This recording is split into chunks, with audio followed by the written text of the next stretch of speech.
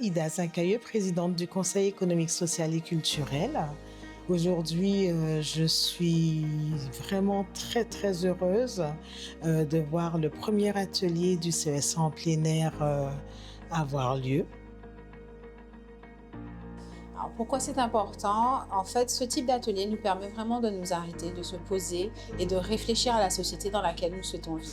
Saint-Martin est un territoire hybride où en fait les choses se font un peu par la force des choses, on a beaucoup d'habitudes, mais je trouve que sur ce territoire, on n'a pas forcément pris le temps de réfléchir à comment on pourrait faire évoluer certaines choses qui sont dans nos habitudes. Dans quelle France voulons-nous vivre à horizon 2050, avec cette volonté forte d'impliquer en fait les territoires et les régions pour alimenter cette réflexion qui donnera lieu donc à un avis transverse qui sera soumis et présenté donc au niveau national. Mais le CESC, comme l'a dit la présidente, a souhaité doubler cette réflexion sur l'échelon national d'une réflexion au niveau local pour encore plus contextualiser cette réflexion. Normalement, dans 25 ans, je devrais être peut-être à la retraite. Mais ce qui permet effectivement de mettre beaucoup de choses en perspective, parce que je voudrais pas du tout vivre dans la société dans laquelle on est aujourd'hui, parce que je trouve que c'est extrêmement compliqué.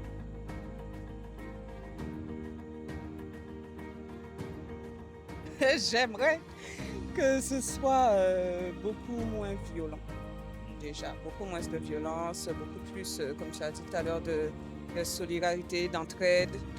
2050, c'est pas si loin, hein, c'est dans 25 ans et franchement, lorsqu'on voit déjà comment le monde tourne, on tourne vraiment sur une atmosphère, je dirais, mauvaise, très violente et tout. Donc, dans 25 ans, nos enfants seront déjà grands, ils seront adultes, nous serons déjà derrière. Et j'aimerais vraiment qu'ils aient une meilleure vie que nous, beaucoup plus tranquille, beaucoup plus saine.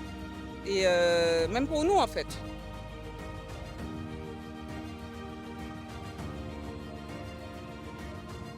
Une société toujours aussi accueillante que quand je suis arrivée en 2020.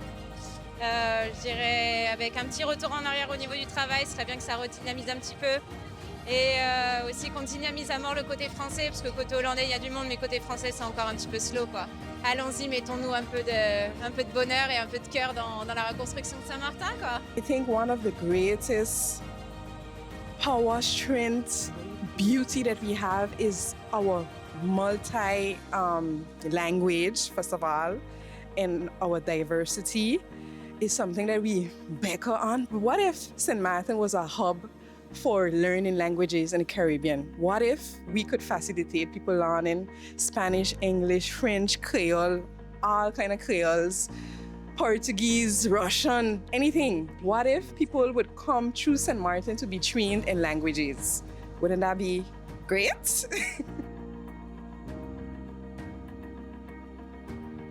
Respecter dans son métier, qu'on soit docteur ou boulanger. Ça travaille à sa valeur quand il met un peu de bien.